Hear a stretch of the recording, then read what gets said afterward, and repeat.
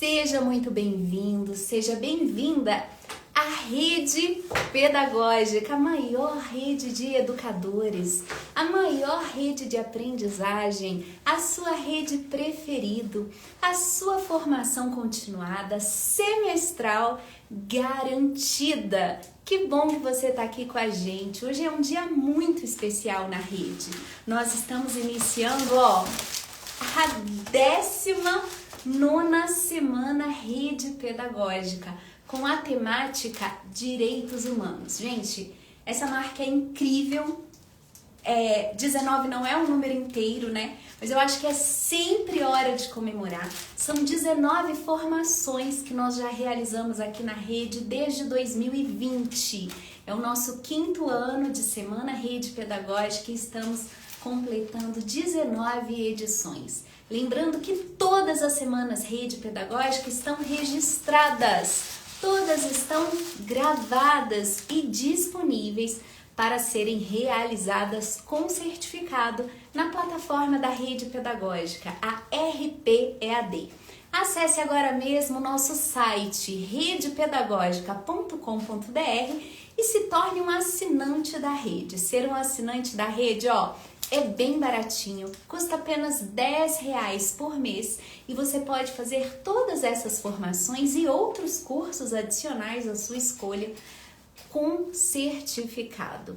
Junte-se a milhares de educadores que já são assinantes da rede e invista em você, invista em conhecimento. Esse é o melhor investimento que você pode fazer. E aqui na Rede Pedagógica sempre tem formação completa, gratuita e com certificado para vocês. É isso mesmo.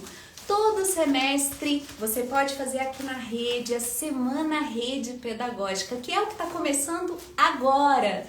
E você também pode se inscrever nesses sites que eu mencionei, redepedagogica.com.br. É uma formação que ela vai sendo construída, tá? A muitas mãos, ao vivo, durante vários dias aqui na Rede Pedagógica, e depois ela fica disponível gravada para que vocês possam realizar de forma gratuita até uma determinada data. E a partir dessa data, que eu vou mencionar agora, só os assinantes da rede é que têm acesso. Mas olha só, é tempo suficiente, tempo de sobra para você realizar a formação, caso você não possa ser um assinante no momento. A 19ª Semana Rede Pedagógica, ela será ao vivo de hoje até o dia 3 de agosto. São 9 dias de gravações. Hoje, 26 de julho, até o dia 3 de agosto. E ela ficará disponível gratuitamente na nossa plataforma até o dia 3 de setembro.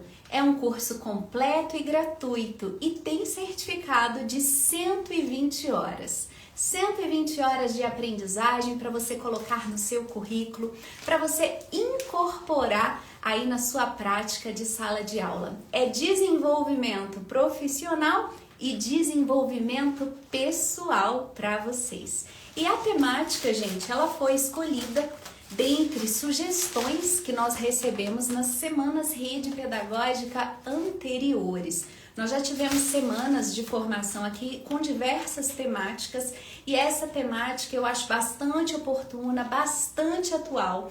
E ainda que você não tenha percebido ou não saiba como, ela tem tudo a ver com a realidade escolar, com a sala de aula, com a educação das nossas crianças e jovens, com a formação do professor, do educador. Aquele educador, que se compromete a realizar de fato uma educação de qualidade. E quem vem abrir, quem vem estrear essa edição da Semana Rede Pedagógica é uma pessoa muito gentil, muito carismática e um profissional com um gabarito de dar inveja, mas é inveja boa, tá? Quem vem aqui comigo para a live agora é o educador Pedro Demo. Gente, o Pedro tem muita experiência. Ele já escreveu e publicou, tá? mais de 100 livros. Isso mesmo, mais de 100. Você não ouviu errado. E ainda assim, ele é uma pessoa super acessível, né? Ele prontamente atendeu o convite da rede pedagógica para participar aqui dessa formação. O Pedro é filósofo, ele é doutor em sociologia, ele fez doutorado na Alemanha e ele também fez pós-doutorado nos Estados Unidos. Então, certamente, a gente tem muito que aprender com ele. Seja bem-vindo, Pedro Demo. Boa noite, muito obrigado. Muita satisfação da minha parte estar com você aqui. Pedro, incrível você ter aceitado o nosso convite, porque olha, quando a gente abre o seu currículo Lattes, a impressão que a gente tem é que é uma pessoa tão inteligente, tão ocupada, que seria inacessível. Não, geralmente só tem tempo quem está ocupado. Olha só que interessante. Uma frase realmente aí que faz pensar, né? Só tem É, tempo quem está ocupado. E é verdade, quando a gente tem muitos compromissos, a gente sempre consegue encaixar mais um. Mas quando o tempo está sobrando, quando a gente está ocioso, parece que as coisas não acontecem, né? é. Excelente. Gente, o Pedro está aqui porque, além de tudo isso que eu disse para vocês, ele também é professor, tá? Ele já é professor aposentado, mas ele atua, né, como professor voluntário na Universidade de Brasília.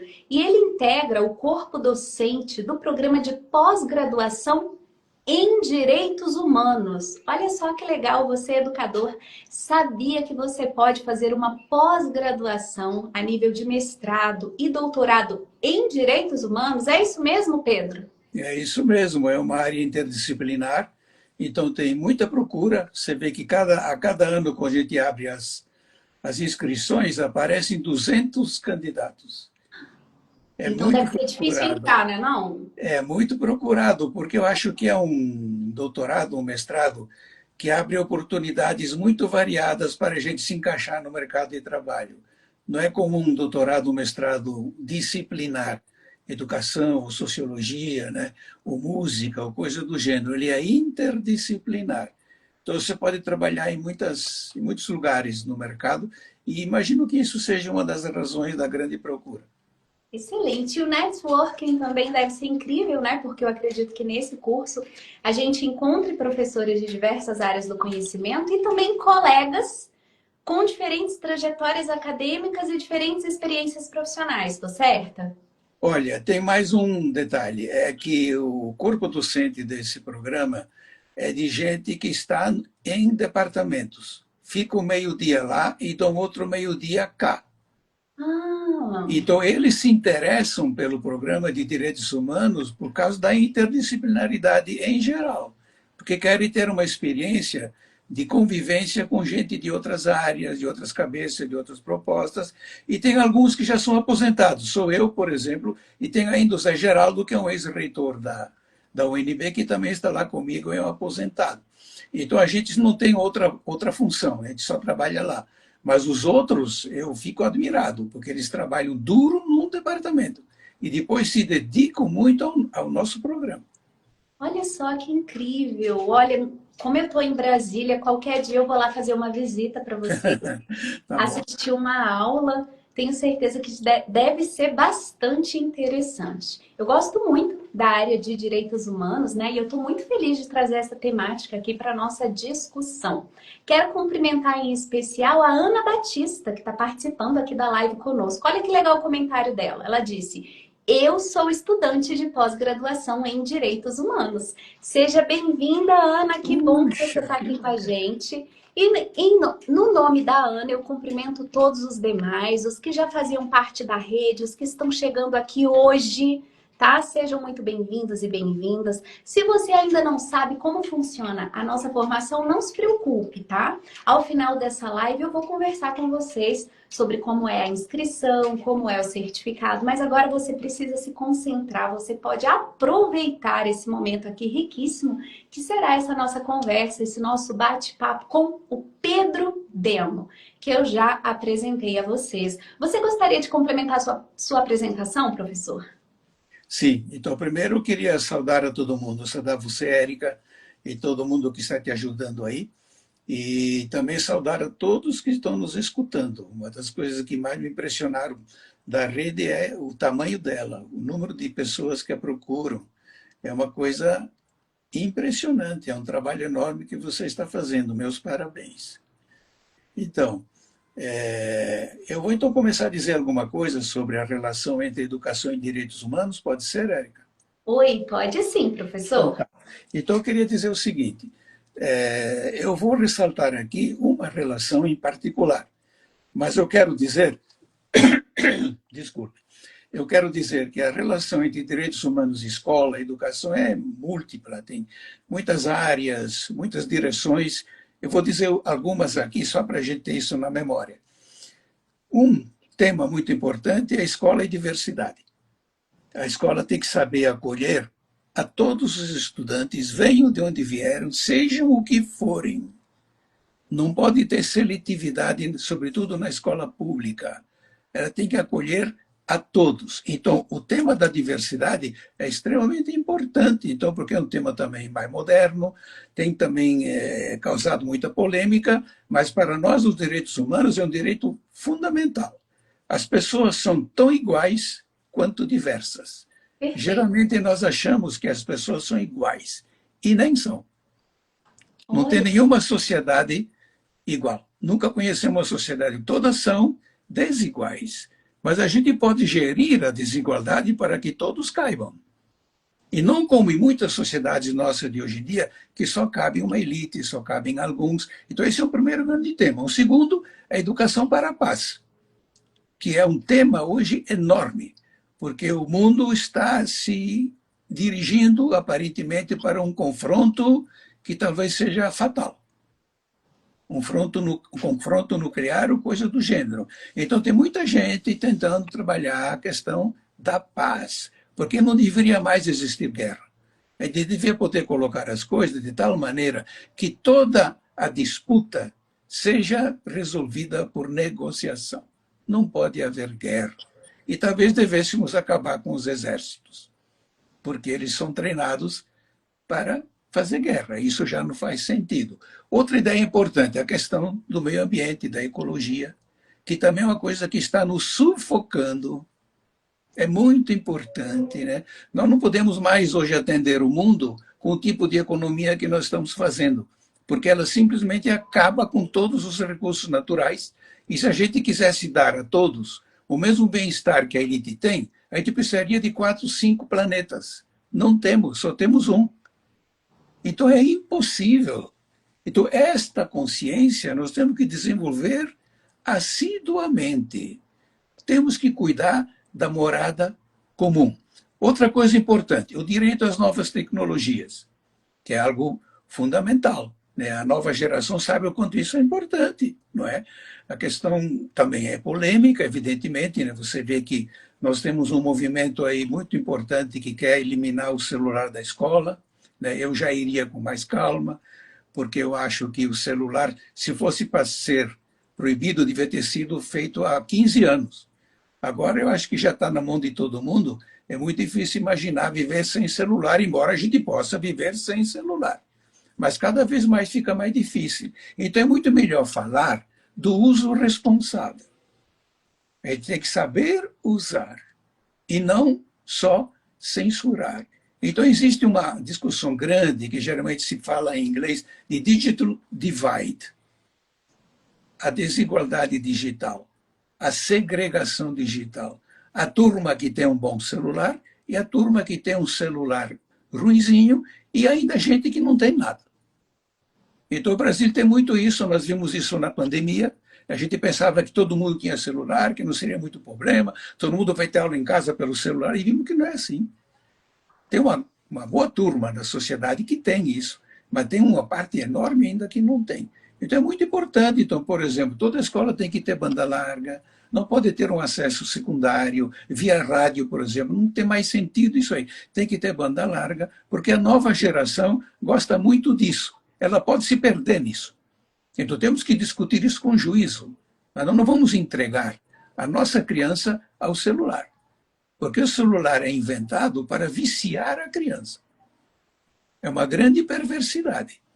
Então, nós temos que saber lidar com isso e não simplesmente, afoitamente, colocar tudo de pernas para o ar. Mas nós vamos ter que conviver com a inteligência artificial, por exemplo. É um desafio enorme, porque ela tem uma força que às vezes parece maior que nós. Ela pode nos causar muitos problemas e pode causar muita coisa boa. Na escola, ela tem que ser um exemplo de coisa boa. Outra ideia muito importante, que hoje é muito atual e vem crescendo, é a ideia da educação integral. Todas as escolas deveriam durar o tempo inteiro, o dia inteiro, umas 7, 8 horas de duração, para que a criança passe o dia lá. Agora, precisa mudar a escola para isso. A escola tem que ser um ambiente de acolhimento, ela tem que gostar da escola, não pode ser uma instituição feita para o professor dar aula. Essa instituição tem que ter como razão de ser o estudante que é a métrica da educação. Então, temos que mudar as coisas no sentido também de não só ficar reproduzindo conteúdo que certamente tem sua importância, mas, sobretudo, cuidar da autoria do estudante, porque a aprendizagem é uma autoria. E aí eu chego para a ideia da aprendizagem. O grande direito humano que tem na escola é o direito a aprender como autor. Então, tem muita gente que talvez não combine muito com essa ideia, porque gosta muito da docência, gosta muito de repassar conteúdo, gosta muito de dar aula, mas eu vou dizer, isso é instrumental, isso é secundário, isso é auxiliar, isso é mediação. A nossa função maior na escola como professor é cuidar da autoria do estudante. E é por isso que a escola tem que ser um lugar, não da aula, mas de atividades de aprendizagem. Vou dar um exemplozinho para ilustrar isso. Vocês viram que no Enem de 2024, apenas 12 pessoas tiveram nota 1000 na redação. De 3,2 milhões. Não dá nem para botar na estatística. Ou, se quiserem, vai dar 0,00004%. Ninguém redige. Por que a gente acabou com a redação na escola? Redação é essencial para aprender. É elaborar, é fazer texto próprio, é autoria, é absolutamente essencial. Então, nós temos que recuperar isso. Isso é um direito absolutamente fundamental de todo estudante. Então, é isso que nós podemos hoje, talvez, trabalhar melhor aqui. Excelente. Olha, Pedro já fez aqui um panorama geral do que pode ser a nossa discussão quando a gente se propõe a falar de direitos humanos, né?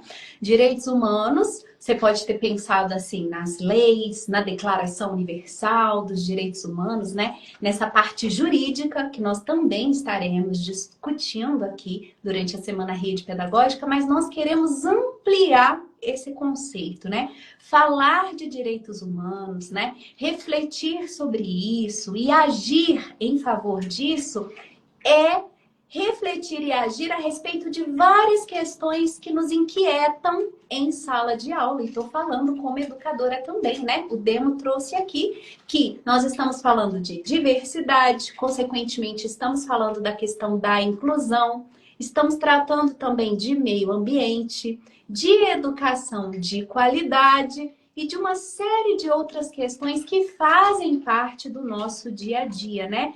Não só questões, mas principalmente desafios, né? A questão da desigualdade, da desinformação, entre tantas outras coisas que podem surgir aí na nossa conversa a partir desse tema central, que são os direitos humanos. É por isso que eu quero reforçar que essa formação é para todos, assim como os direitos humanos, a Semana Rede Pedagógica é para todo mundo.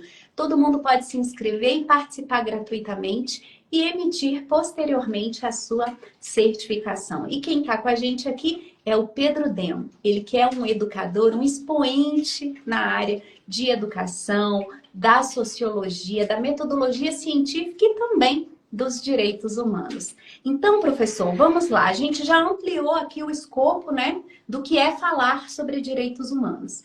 E eu gostaria que você falasse muito sobre esses conceitos, né, que estão bastante embrincados nos direitos humanos, que é a igualdade, a diversidade, a equidade, que são conceitos muitas das vezes até dicotômicos, né? Como é que a gente pode pensar esses conceitos ou repensá-los? Sim, eu tenho a impressão que nós vamos ter que repensar, porque estamos vivendo um novo momento com novas demandas e coisas assim, né? Então, vamos pegar uma dessas ideias que sempre se coloca na escola e é uma expectativa muito grande, embora ela seja, no fundo, falsa. A igualdade de oportunidades. Se a gente olhar com calma por dentro dessa história, oportunidade igual não interessa a ninguém. Os ricos dizem assim: igualdade, oportunidade igual é de pobre. Eu quero um privilégio. E é por isso que se fez a escola privada. A escola privada não quer a escola pública, porque a escola pública oferece muito pouco para ele. Então, a igualdade de oportunidade tem que rever. Ele tem que falar em equalização de oportunidades. Então, olhe, se você quiser fazer alguma coisa importante para o aluno pobre que chega na escola, não pode dar a mesma proposta. Ele vai ficar onde está. Se você quiser tirá-lo daí e levá-lo para outro patamar, você tem que fazer para ele uma proposta acima da média. Você tem que privilegiar o desprivilegiado. É isso que a escola pública deveria fazer. É muito difícil, naturalmente. Acho que os professores que trabalham em escolas de periferia, escolas violentas, escolas pobres, escolas sem infraestrutura mínima e tal, sabem o quanto é difícil trabalhar com aluno pobre. Mas é a grande clientela da escola pública. Então, essa é uma ideia importante. Não adianta fazer a mesma proposta para o aluno pobre, ele continua pobre. Para o aluno sair da pobreza, ele tem que fazer uma coisa diferente. Ele tem que aprender muito melhor que o rico. Isso seria. Ele tem que conseguir aprender melhor que o rico para se aproximar do rico. E não para manter a distância que já é enorme. Então veja o quanto nós teríamos que rediscutir em termos de direitos humanos. Todos têm direito às mesmas oportunidades, mas como todos nós somos diversos, as oportunidades não funcionam igualmente. Vou dar um exemplo aqui. Por exemplo, se eu for fazer uma maratona aí de 10 quilômetros, não, 10 quilômetros é muito para mim, 500 metros. Ai, para mim é muito também, É, professor. e é o seu filho aí que tem, parece que tem 20 anos ou coisa assim, né?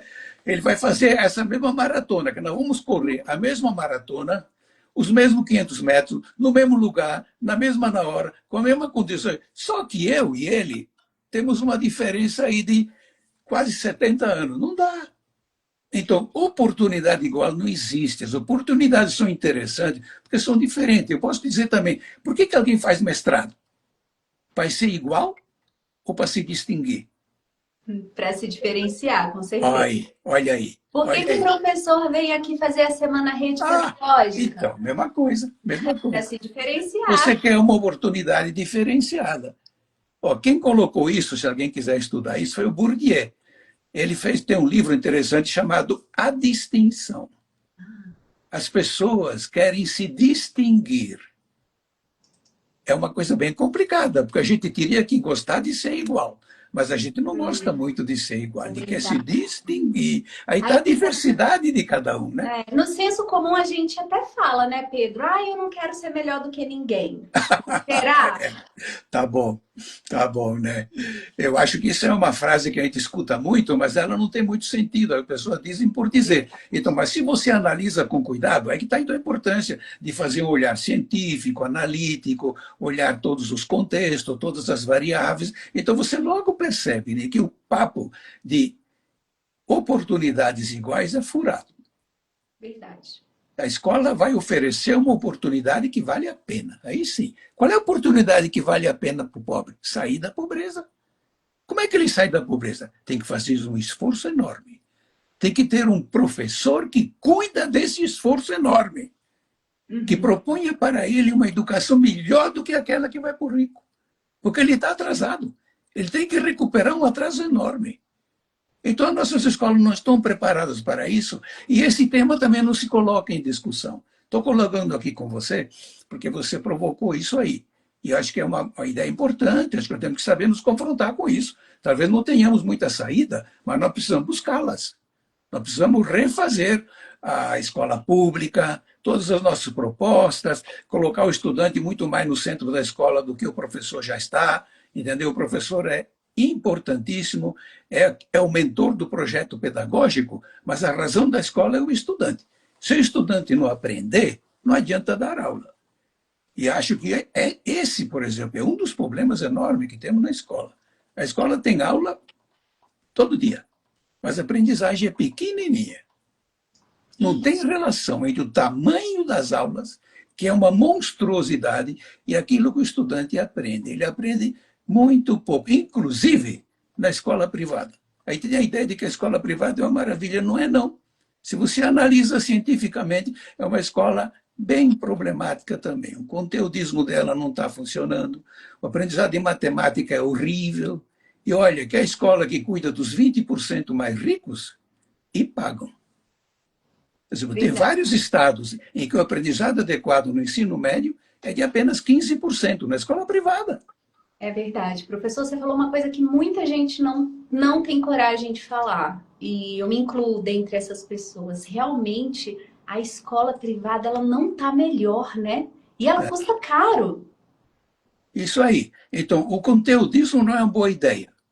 Claro que o que satisfaz a escola privada, de modo geral, é que ela ocupa os melhores vestibulares. Uhum. Mas não por mérito.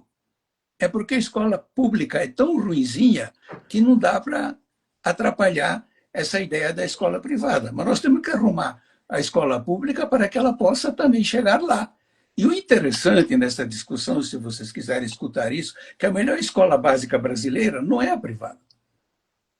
A melhor escola básica brasileira é a escola federal, que é um tipo de escola pública, que é, por exemplo, o colégio de aplicação que as federais têm, o Pedro II no Rio, os colégios dos institutos federais.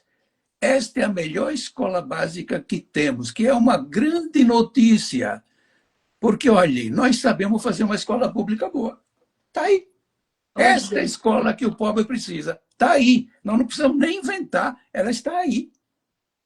Então, acho que a gente precisa também olhar essas coisas. É que a escola federal, por enquanto, tem uma cobertura muito pequena, é de 1%, talvez 2% só. Então, ela é muito pequena, mas vem crescendo.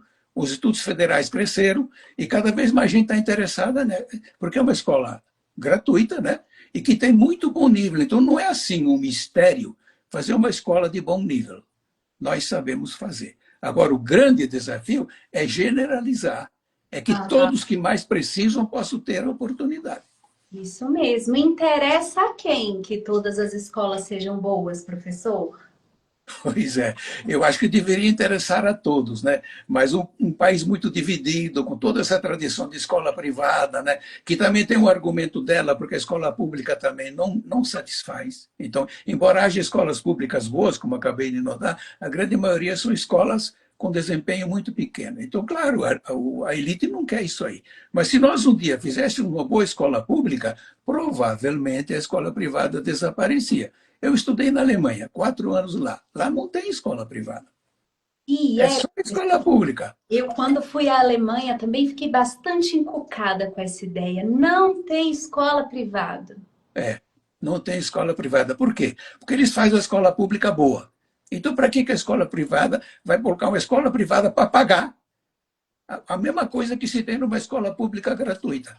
Este é o argumento que a gente deveria tentar fazer aqui. E já temos um caminho, porque a escola federal, que é pública, é a melhor que temos. Olha só. Então, não, a dificuldade não é o como fazer. Por que fazer, a quem interessa fazer. Né? A gente tem um conflito social aí. Tem um conflito social de fundo, né? E por que essas escolas se diferenciam, professor? Você poderia elencar alguns pontos? Sim, eu acho. Aí acho que é um belo assunto para a gente discutir. Então, uma das primeiras coisas que diferenciam essa escola são os professores. Então, você não consegue fazer uma boa escola sem um bom professor. Então, não é que o professor é tudo, ele resolve tudo, não. Ele é um dos elementos aí dentro. Mas ele tem uma característica que é dele por lei. Ele é o mentor do projeto pedagógico. Quem faz o projeto pedagógico, quem atualiza, quem vitaliza, quem coloca em andamento o projeto pedagógico é o professor. Autonomia. Então, também, bom, isso é um aspecto importante. O que eu digo sempre aqui na nossa discussão É que o professor hoje precisa ser autor, cientista, pesquisador e letrado digital. Os professores que estão me ouvindo aí sabem que lá na faculdade não tem nada disso. Ninguém forma a gente assim. Então, a nossa formação está muito desatualizada. Então, todo professor hoje em dia tem que ter autoria própria, autonomia, como você falou aí, tem que saber lidar com a educação científica, que é um tema absurdamente importante que ainda não chegou. Por exemplo, o nosso IDEB só tem língua portuguesa e matemática, não tem ciência. Uhum. O PISA sempre teve ciência. Não tem ciência porque não tem. Se a gente olhar a BNCC, onde é que está a educação científica? Está só na biologia. E é para todos. Exatamente. Todos precisam fazer educação científica. O professor tem que saber pesquisar. Pesquisar profissionalmente. E é por isso que muita gente pede que o professor tenha mestrado. Porque o mestrado já resolve isso de modo geral. Quando ele tem alguma qualidade, ele traz pesquisa, traz ciência, traz autoria, ele tem que fazer um texto, tem que fazer um livro, não é? Então é muito importante. O primeiro critério de uma boa escola é um bom professor. Sem isso, não anda. Depois tem todo o cuidado, por exemplo, da direção, que precisa cuidar de muita coisa, de finança, da infraestrutura, das paredes, do teto, não sei das quantas e tal. Mas a primeira coisa que a direção tem que cuidar é se o aluno aprende. Porque se o aluno não aprende, não adianta nada. Segunda coisa que o diretor tem que cuidar, que o professor aprenda. Que o professor continue estudando. Isso que você está fazendo aí. Propor que o professor continue estudando. O professor que não continua estudando vai envelhecendo. Vai saindo da sua condição de professor. Nem fica estagnado, não, gente. Anda para trás mesmo. Anda para trás, como é hoje. Por exemplo, as tecnologias que andam com a velocidade da luz, né? E a gente anda a pé, né? Não dá para acompanhar. Né? Então, acho que essas são coisas fundamentais de uma boa escola. Tem que ter, então, em terceiro lugar, um bom projeto pedagógico, que tem aquele tal PPP, mas que geralmente é uma peça de ficção, porque ele é tão bonito quanto não é usado. Se a gente vai olhar lá na sala de aula, o que é que tem? Aula. Repasse de conteúdo. O que é que o estudante faz? Escuta a aula, toma nota e faz prova. Pô, não dá. Isso não leva a nada. Nós não vamos conseguir mudar. Então, aí tem que ter uma mudança muito grande do professor. Claro que o aluno também tem que mudar, ele tem que deixar de gostar de tanto de aula e tem que fazer atividades de aprendizagem, que é outro tema importante que a gente poderia, em algum momento, focar. Né? Atividades de aprendizagem. É o que ele faz, é o que ele lê, é o que ele estuda, o que ele elabora, o que ele argumenta, o que ele fundamenta, o que ele apresenta, o que ele discute. Isso é que faz ele aprender. Não é escutar a aula. O órgão principal da aprendizagem não é o ouvido, é o cérebro. Precisa do ouvido. Mas o cérebro é aquela maquininha que elabora, pesquisa, duvida, pergunta, resolve, decide. E a gente coloca o aluno como passivo, aliás, é um princípio da neurociência muito grande, né? O organismo passivo não aprende. Não aprende. Então você tem que agitar o aluno. Ou então deixar ele se agitar, participar, estar vivo aí, também propor, está como sujeito da escola, e não como objeto de aprendizagem. Por isso que eu digo muitas vezes, embora seja uma expressão um pouco forte, né? O aluno continua vítima de aula. Vítima? Vítima de aula. Olha. Sabia que eu fosse se espantar. Porque para muitos professores soa mal, né? Vítima de aula? Mas como é que é vítima de aula? Quando você só escuta a aula e não aprende, você é vítima de aula, né? Nós temos que mudar isso, depende do professor. Claro que o professor não resolve tudo. Por exemplo, o professor não resolve a pobreza do aluno. Graças a Deus, né? Eu já estava preocupada aqui, porque o professor ele se sente sobrecarregado e extremamente exigido. Não, então vamos colocar no contexto. Não é? Olha, o professor tem um papel assim enorme, mas ele é um elo de uma grande encrenca. Por exemplo, pobreza do aluno, a não participação dos pais, a desvalorização profissional, o neoliberalismo que tira os recursos da educação. Então, é um monte de coisa. Então, não dá para fazer milagre. Não é? Então, fazer um aluno pobre aprender é extremamente mais difícil do que fazer um rico aprender. Uhum. Então, está na cara isso. Então, a escola pública tem que ser defendida também por isso, porque ela tem um abacaxi do tamanho do país para resolver. Enquanto que a escola privada tem 20%, que são os mais ricos. Então, é bem diferente a questão. Mas, mesmo assim, a escola federal mostra que ela pode fazer um aluno aprender bem, mesmo sendo pobre. E esta é a nossa função. Este é o nosso olhar. Cuidar que quem está fora entre, que quem ficou para trás seja recuperado, que todos tenham uma oportunidade legal de acordo com sua necessidade, que não é simplesmente igualdade de oportunidade. Essa oportunidade igual é muito baixinha, temos que botar para cima, temos que elevar, temos que oferecer aos alunos pobres uma educação exuberante, melhor que a do rico, assim que deveria ser. E a Val Rangel, que está participando aqui com a gente, professor, fez uma provocação, que eu sei que é Sim. coisa que muito professor fala. E quando é o aluno que não quer aprender, existe isso? Existe a pessoa que não quer aprender? Existe aluno que não quer aprender, mas existe, sobretudo, aluno que foi acostumado a não aprender, por causa da aula, porque a aula é um convite a não aprender. Por Então tem que que que ele não mudar. quer aprender? A gente precisa ir na raiz do problema, né? Então tem que ir a raiz do problema. Tem muita gente que está acostumada a ficar escutando, toma nota, faz provinha, né? Fica numa zona de conforto, não quer mais sair daí. Então, porque aprender é um esforço. Ele pode ser muito prazeroso, mas é um prazer do esforço, não é um prazer da falta de esforço, da leseira, né? Não. Para aprender é um esforço, você tem que elaborar, você tem que duvidar, você tem que resolver problema, né? Por exemplo, colocar um exemplo aqui que eu acho que é muito importante. Nós, na escola, sempre somos fascinados com a ideia de tirar a dúvida. Mas todos os grandes educadores dizem o contrário. A escola é feita para fazer dúvida, não é para tirar a dúvida. Aprender a duvidar, Muito bem. aprender a perguntar, Uhum. aprender a argumentar, a fundamentar. Não uma escola que facilita. Também essa é outra ideia importante. Aliás, a inteligência artificial sempre se espera dela que facilite. Ela faz. Ela faz textos prontos. Aí você pode pegar e dizer que é teu, mas isso é um roubo. Você tem que saber também colocar o devido esforço. Aprender bem tem que ser uma dedicação. E o aluno tem que ver sentido nisso e gostar disso. Agora, o que eu entendo dessa pergunta, que é muito importante, é que quando a gente acostumou o aluno a esperar as facilidades, as coisinhas, então já não quer, gosta mais de aprender, aí tem uma grande perspectiva para a gente arrumar. Como é que a gente traz esse aluno de volta? Como é que a gente convence ele de novo de que ele precisa estudar, não só ficar escutando aula? Então a mudança não é só dele, a mudança é do professor também. Excelente. Nós estamos aprendendo aqui hoje com Pedro Demo, aprendendo, reaprendendo, né? Revisando aí as nossas próprias ideias e concepções. E assim é que é bom. Aí o professor falou uma coisa muito legal, né? O aluno vai para a escola para ter acesso ao conhecimento, mas ele tem que sair de lá produzindo o conhecimento. Isso é incrível, isso é maravilhoso.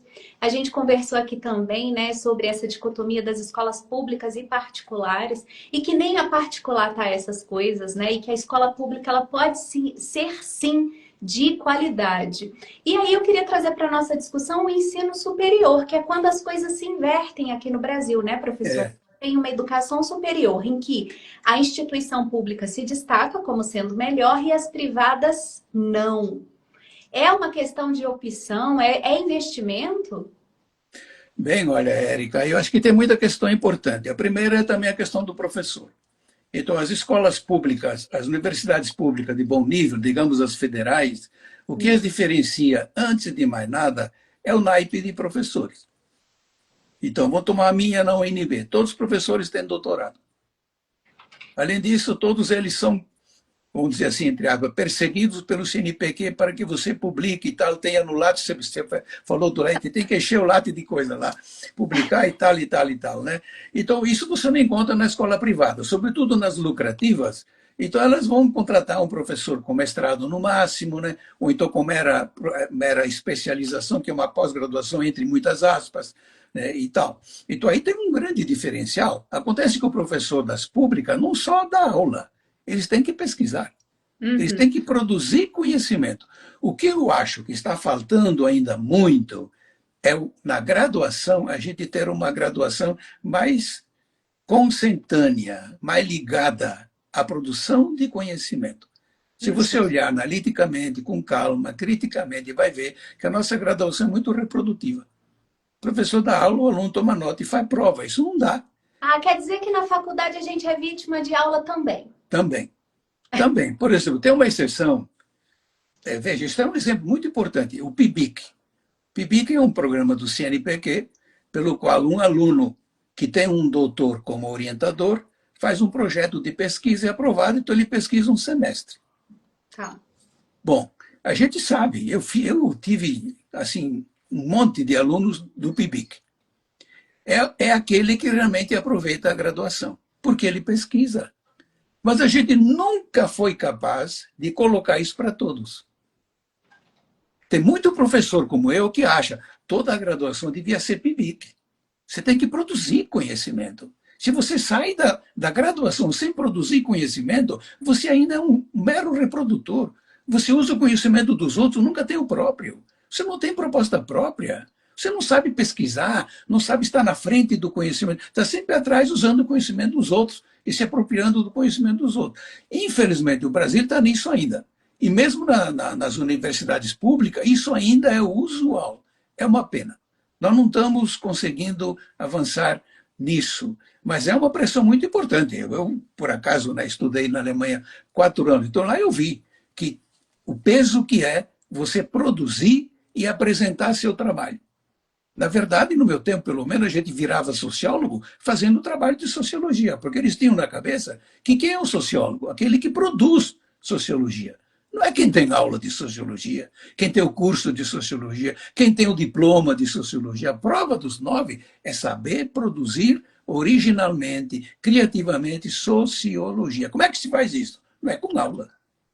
É você produzindo, você pesquisando, você apresentando o seu trabalho, sendo discutido pelos colegas, para aprimorar o seu argumento, aprimorar a sua proposta, revisar suas teorias e, sobretudo, fazer uma teoria própria. E lá eu aprendi, por exemplo, teoria a gente não adota, teoria a gente usa. Quem adota uma teoria só tem uma, a gente precisa de todas. Muito bem. Qual é a teoria? Adorei essa tua expressão, porque Qual é a teoria importante? A teoria importante é a tua. Muito A bom. teoria importante é a tua, aquela que você usa, que você leva à tua vida, que você renova, com a qual você resolve as tuas questões. Então a gente usa os autores, a gente lê um autor para se tornar autor, não é para se tornar porta-voz. Porta-voz é lá na igreja, aqui não. Aqui a gente tem que ter voz própria. Isso mesmo, não vamos ler para sermos papagaios. Isso aí. Compreender, né, essa questão, isso é muito discutido na alfabetização, né? Você quer aprender a ler ou você quer aprender a pensar? Porque ler é fácil. Decodificar o alfabeto, todo mundo pode, mas aprender de forma crítica, né? O letramento é um processo muito mais complexo. E a gente está conversando aqui com o professor Pedro Demo, ele que é pós-doutor, escritor, né? Professor também, que eu acho que é o título mais importante que ele tem no currículo. A gente está aprendendo aqui, conversando sobre direitos humanos e várias outras questões. Lembrando que esse conteúdo ele fica gravado para vocês, ele será disponibilizado posteriormente no canal do YouTube da Rede Pedagógica e ele vai para a nossa trilha de aprendizagem que está sendo construída a partir de hoje e elaborada a muitas mãos até o dia 3 de agosto. As inscrições são gratuitas e estão abertas em redepedagógica.com.br. Professor, suas falas me trazem tantas ideias e eu tenho certeza que essa live não será suficiente para que a gente desenvolva todas.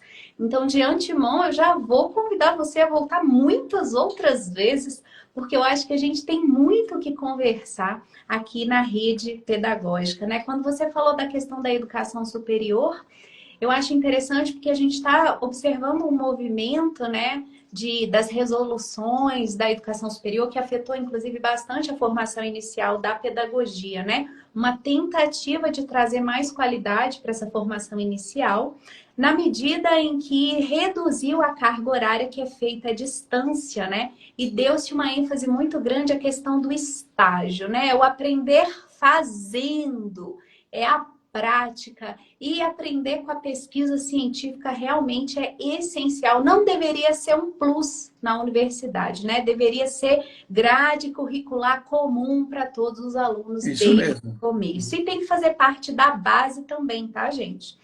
Professor, eu queria que a gente falasse então aqui da base, né? Dos pilares. E para isso eu queria lembrar aqui os pilares da educação propostos, né, pela Unesco, uma instituição tão importante também para a garantia dos direitos humanos, principalmente no que diz respeito à educação. O aprender a ser, o aprender a fazer, o aprender a conhecer e o aprender a aprender, que é o principal. Bem, lógico, essa é uma proposta importante do Delors, né, lá na Unesco, que teve muita repercussão, né? Já faz algum tempo, então quiseram refazer, eu acho, há uns 2 anos, mas também o que veio não foi assim muito convincente, e continua no ar ainda toda essa proposta bonita do Delors, né? Esses 4 pontos que você citou aí, né? Isso tem uma ideia muito mais abrangente, muito mais interdisciplinar, né, de educação. Olha, nós temos, de modo geral, também vem da Europa, isso é um vício intelectualista. A gente entende que educação é cuidar do intelecto, que é muito importante. Mas a ciência já evoluiu tanto para reconhecer que a emoção, por exemplo, é mais importante que o intelecto. Porque é a emoção que conduz o intelecto, não é o intelecto que conduz a emoção. Então, por isso, começou a chegar na escola a ideia do socioeducacional. Precisa também cuidar do espírito, cuidar da mente, cuidar das relações dos estudantes e tal, e não ficar só cuidando da lógica, da matemática, do raciocínio, do argumento, das formalidades, que são super importantes, mas a vida não se reduz a isso. Porque a vida tem um lado lógico. Nós precisamos ser lógicos, precisamos raciocinar.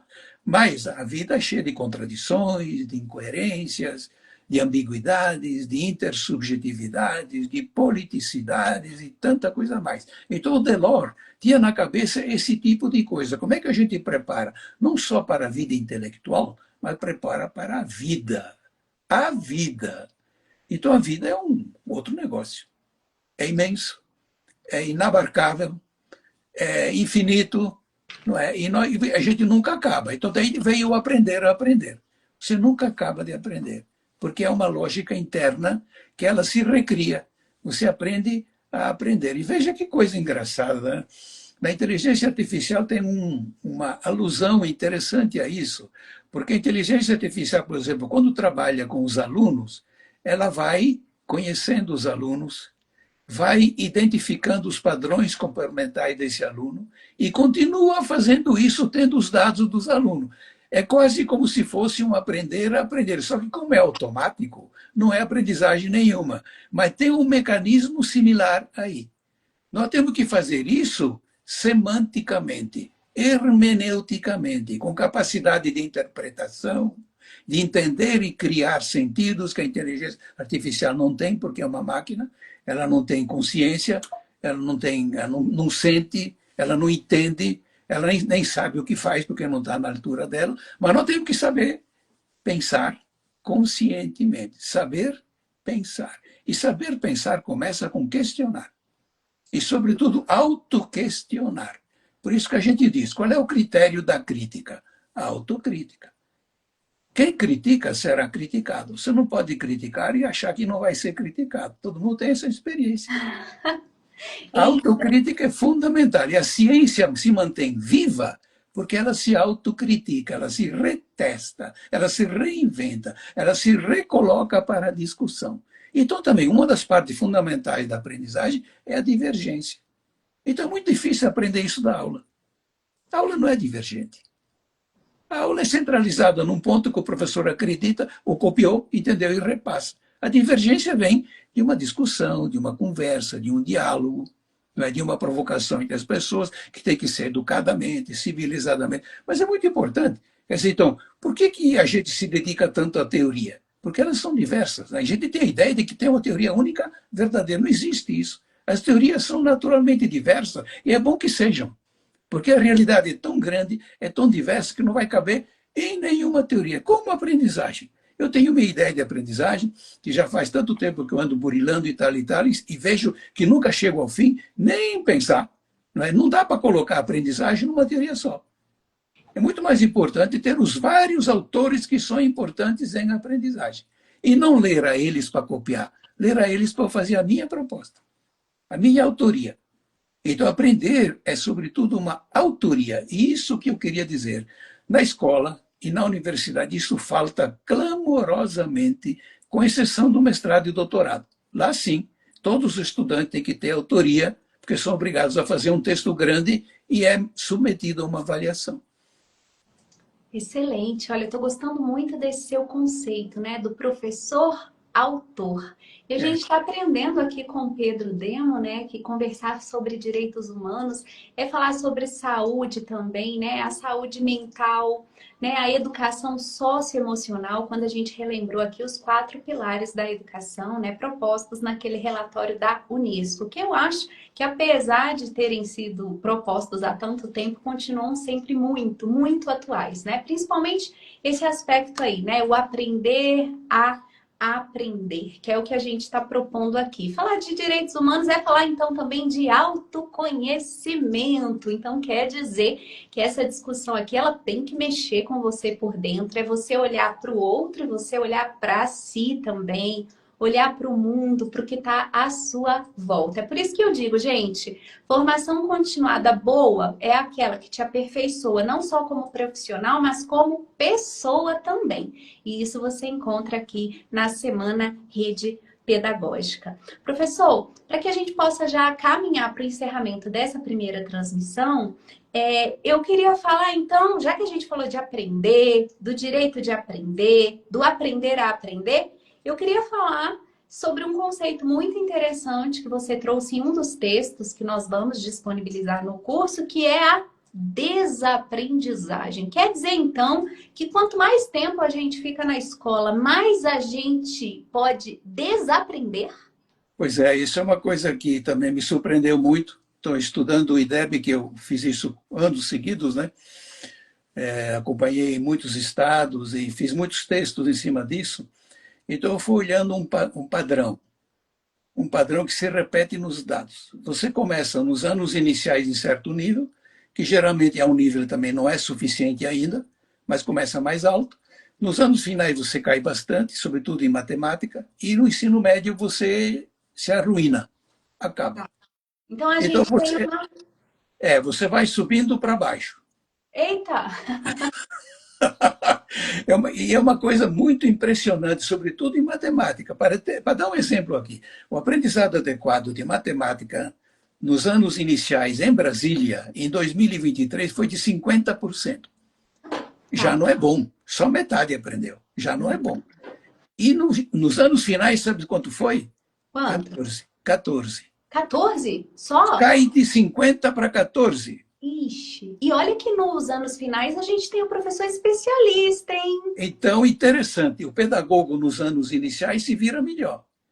Entra o licenciado, cai assim enormemente. E no ensino médio, sabe quanto foi em Brasília? 6. Ué, 6%. Quer dizer, não dá, né? Que escola é essa? O aluno está perdendo seu tempo. Não verdade. é vítima de aula? Isso não é vítima de aula? Vítima de aula, homicídio culposo doloso. Pois é, mas o que preocupa, né? Por que a gente tem que cair assim? Se a gente começa de uma maneira interessante, né? Por que tem que cair tanto? Até que cair, de certa maneira, pode ser, porque muda o professor, sai o pedagogo, entra o licenciado tal, aí são vários professores, não é mais um só, como é nos anos iniciais. Então a gente pode eludir algumas razões assim, mas cair desse jeito, aí me lembra muito uma crítica do Frigoto, que eu considero muito um educador já velhinho como eu, mas que diz coisas muito importantes. Ele disse uma vez: a produtividade da escola improdutiva. Parece que é uma escola feita para não funcionar. Nós não podemos deixar isso na escola pública. Isso é um castigo para a escola pública, porque aí entra a privatização. A gente está dando argumento para a escola privada querer privatizar a educação. Aham. Não tem E a gente já sabe sentido. que não resolve, né? Então, olha, e numa escola em que apenas um resíduo aprende matemática, para que as aulas de matemática? Elas estão fazendo o quê? Aham. A aula de matemática não tem sentido nenhum, é um ritual vazio. Nós temos que rever isso, nós temos que sentar com a cabeça fria, né? E também não querer fazer milagre, mas a gente pode fazer coisa muito melhor do que isso. Com Ó, toda certeza. outro dado importante que pode interessar a turma que está escutando. Né? O aprendizado de matemática no ensino médio em 2023, nos estados, foi Ah, de 2% a 9%. nossa. E a média foi 5% no Brasil. Quer dizer, não tem um estado que tenha uma média boa. Nenhum. Nem São Paulo, nem Brasília. É uma coisa impressionante. Quem tem 9%, olha, veja só, é o Espírito Santo e Goiás, que não E são estados líderes, de modo geral, em educação. Quem é que tem 2%? Talvez o Amapá, Maranhão e coisa assim, tá vendo? Mas a diferença de 2% para 9% é muito pequena, é irrisória. Quer dizer, são resultados que atrapalham a escola pública, esmagam a escola pública, falam muito mal da escola pública. Nós temos que sair daí. Isso é uma grande empreitada para o professor. Claro que tem toda uma história, né? Por exemplo, o licenciado reclama muito que o aluno que vem dos anos iniciais está muito mal preparado. Em matemática, quase com certeza. Porque também tem um problema com o pedagogo, me permita dizer isso. O pedagogo geralmente não curte matemática. Isso nós temos que arrumar. tem Geralmente tem um que gap de mais desmistificar. de 10%.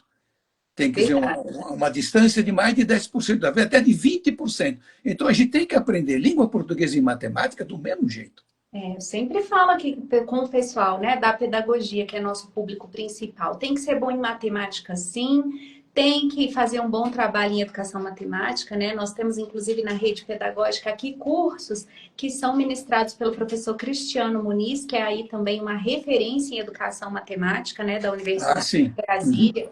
Então, não vem com essa de que veio parar na pedagogia porque não gosta de matemática, que eu não aceito, não. Então é muito importante, porque, olha, matemática hoje é um fator de inclusão. Todas essas grandes ocupações na área digital, programador, analista digital, trabalhar na inteligência artificial, estatística dos megadados e tal, é muita matemática. Pois Então, é, todo esse povo está excluído. É sim, uma multidão inacreditável. Então, a escola pública tem que saber se redimir, ela tem que ser digna, ela tem que ser o lugar onde as pessoas que precisam encontrem alguma chance. E não excelente. simplesmente largar essas pessoas pelo caminho. Então, não tem sentido. De 2% a 9% de aprendizado adequado em matemática no ensino médio, não dá. Não Nós dá. temos que arrumar isso aí. Então, eu estou dizendo isso porque às vezes a pessoa pode dizer, bom, esse cara está falando só mal da escola. Não, eu estou fazendo um diagnóstico. A Uhum. gente só muda o que diagnostica. Excelente. Eu quero avaliar para cuidar. A gente só cuida se avalia direito. É como a medicina. A medicina te enche de exame, de não sei o que tal, porque se ela não tiver diagnóstico, ela não faz nada. Então, por que a gente dá aula à toa e ninguém aprende? Porque não diagnostica. Porque se fizesse um diagnóstico mínimo, como eu estou fazendo aqui, você não pode simplesmente ficar dando aula de matemática e ninguém aprende. Qual é o sentido? Senão o aluno finge que aprende, o professor finge que Aí, ensina, isso aí, isso né? aí. Não dá certo realmente. Olha, provocações incríveis que o Pedro Demo está fazendo aqui nessa live, né? Eu quero destacar também o comentário do Anderson. O perfil dele é anderson.pedagogia, então suponho que ele seja pedagogo ou esteja É. em formação. Ele disse assim: será que os alunos não estão aprendendo no fundamental e médio? Ou são esses professores que investem menos na formação continuada e pedagógica de fato? E Anderson, gostei muito do seu comentário, porque aqui eu vou puxar sardinha para os professores pedagogos, sim, que é aqui o nosso público principal, né? O professor da educação infantil e dos anos iniciais, Pedro, você sabe disso, é uma realidade, ele é menos valorizado que o É. professor dos anos finais, médio e educação superior. E muitas das vezes, como os próprios resultados mostram, ele tem entregado um trabalho com mais qualidade. Que história é essa? Só porque a gente trabalha com crianças? Não, olha, eu acho que, primeiro, segundo os dados, tranquilamente, o melhor professor que temos na escola é o pedagogo. Oba! Ele tem seus problemas, né? Por exemplo, geralmente atrapalha um pouco na matemática, também não tem resolvido muito bem a alfabetização. Determinado segundo ano, tem pouca gente alfabetizada, então tem muita coisa para resolver. Mas, nos dados, é o melhor professor de longe.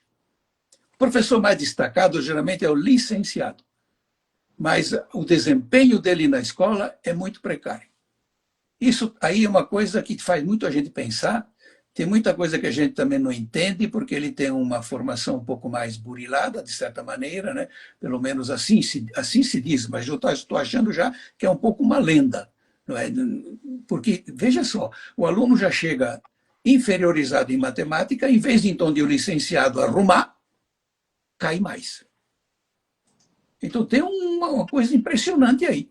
E lá no ensino médio, geralmente existe muita diferença entre o desempenho em matemática, por exemplo, no Brasil, na média, o desempenho de matemática é de 5% e de língua portuguesa é 32%. Olha só, Bem 32% é péssimo também, mas 5% pô, não existe.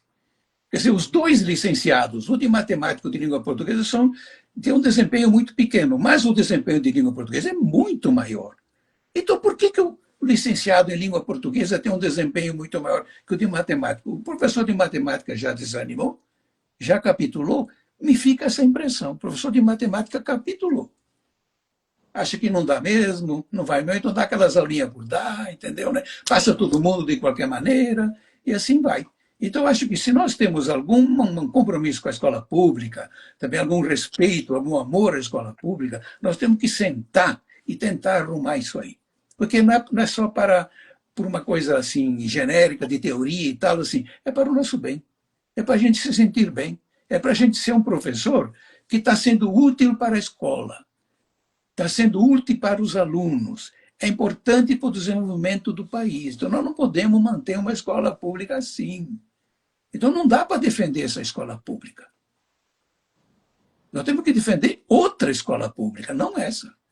Nós temos que arrumar outra, por exemplo, tipo escola federal, que também tem seus defeitos, né? Mas é muito melhor do que essa aí. Né? Então, acho que a gente tem que botar a cabeça para funcionar. Não é assim querer pichar, querer falar mal. Eu não quero falar mal de ninguém, nem pichar ninguém. Eu quero arrumar. Agora, para arrumar, eu tenho que diagnosticar, eu tenho que botar o dedo na ferida. Não adianta. É como a pessoa que vai para o médico, aí o médico descobre que tem um câncer, mas para agradar o doente, ele diz que tem resfriado. Qual é? O que adianta isso? não adianta nada. Não adianta, nós estar enganando o doente.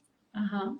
Nós temos que arrumar. Agora, o bom médico vai fazer um programa para o seu cliente deles. Vamos reorganizar a vida, vamos ressignificar a vida, vamos tomar outros valores, vamos fazer junto aqui e tal. E você tem câncer sim, mas vai ter muitos anos de vida pela frente, e nós vamos ver se dá até para debelar o câncer e tal. Para isso que ele faz um diagnóstico. O diagnóstico tem que ser sereno, objetivo, e não camuflar as coisas. Eu não gosto de camuflar as coisas. Então, realmente, se aprende muito mal na escola pública. Mas eu não paro aí. O que é que a gente vai fazer para melhorar isso? É aí que a gente quer chegar. A gente avalia para cuidar. Muito bem, professor Pedro Demo aqui. E a Emanuele dos Santos, que está participando com a gente, professor, tem uma proposta: investir no feijão com arroz, porque é o simples que dá resultado, né? Investir na base do conhecimento. A gente que é aqui de Brasília, que tem contato muito com... Eu tenho contato, assim, com a questão legislativa, né? E eu vejo que tem muito projeto de lei, né, para incluir um monte de coisa dentro da escola.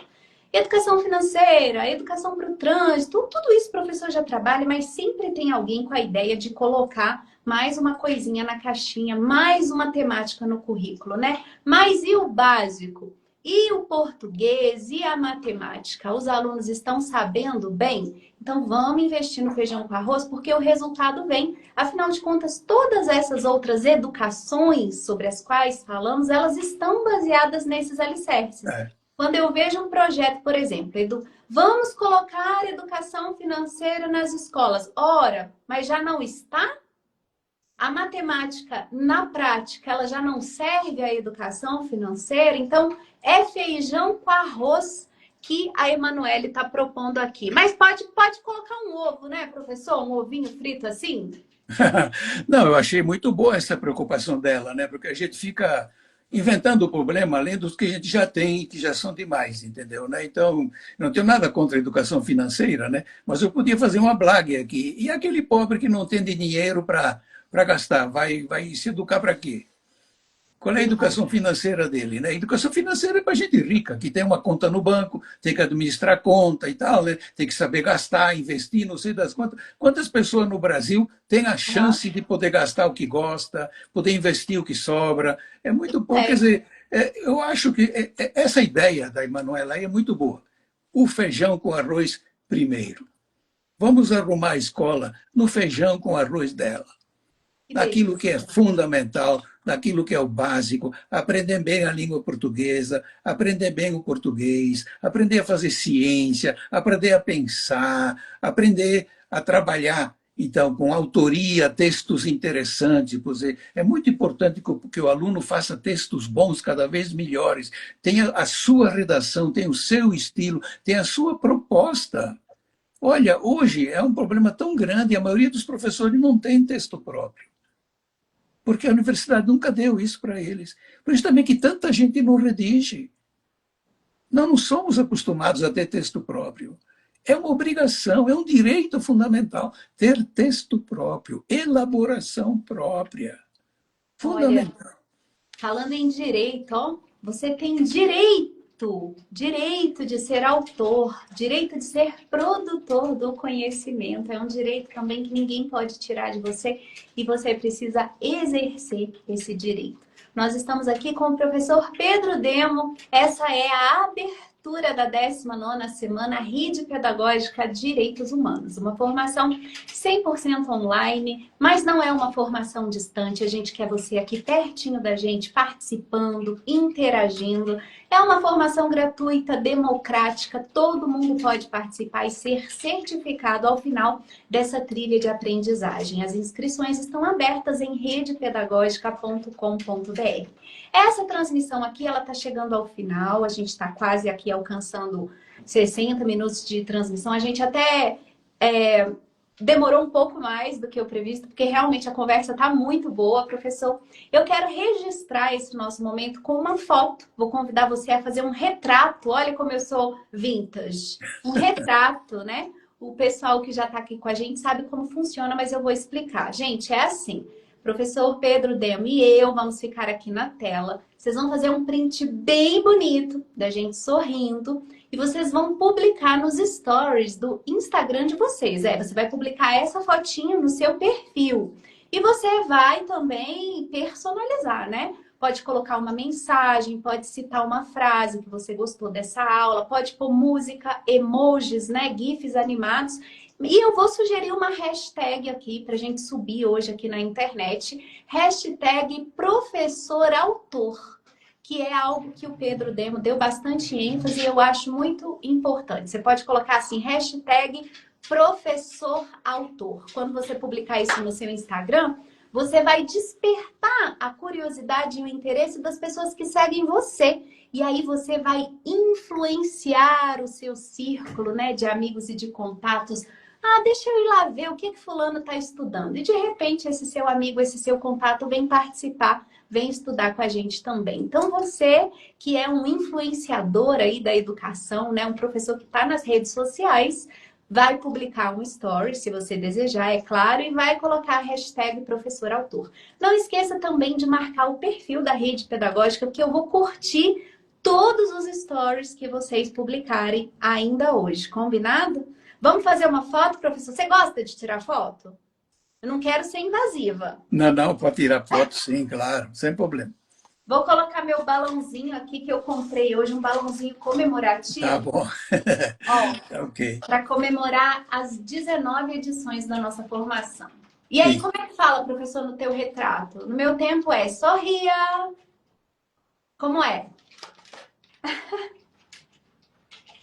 Ó, pessoal, faz um print da tela e publica nos stories. Vamos lá mais uma vez, ó. Ótimo, obrigada, professor. É um registro aqui que vai ser distribuído aí nas redes de todo mundo, né?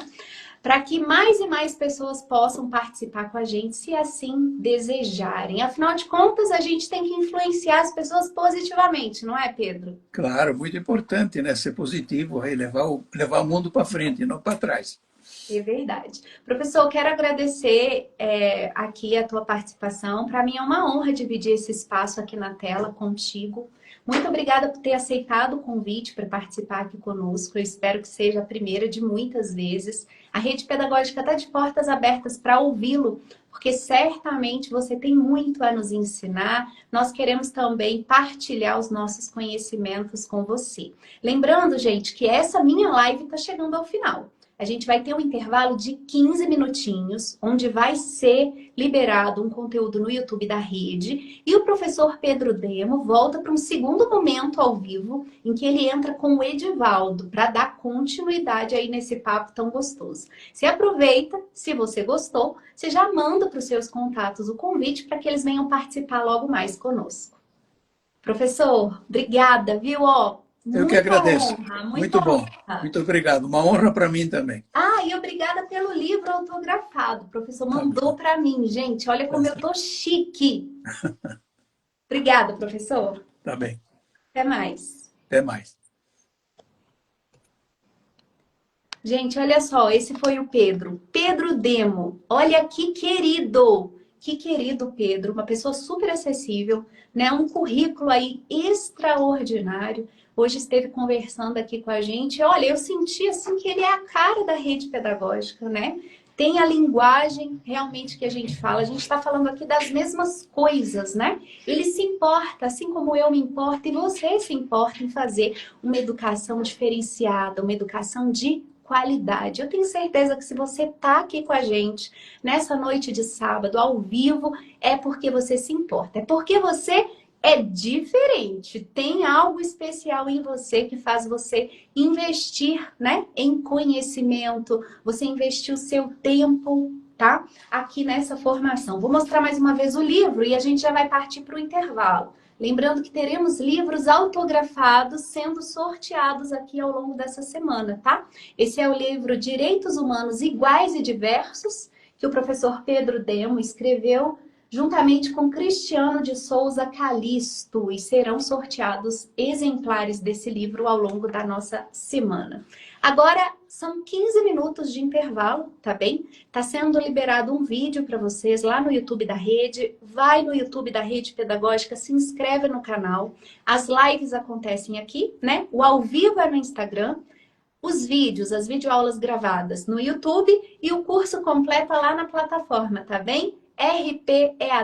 rpead.com.br é a nossa plataforma, onde você acessa o curso completo e garante o seu certificado.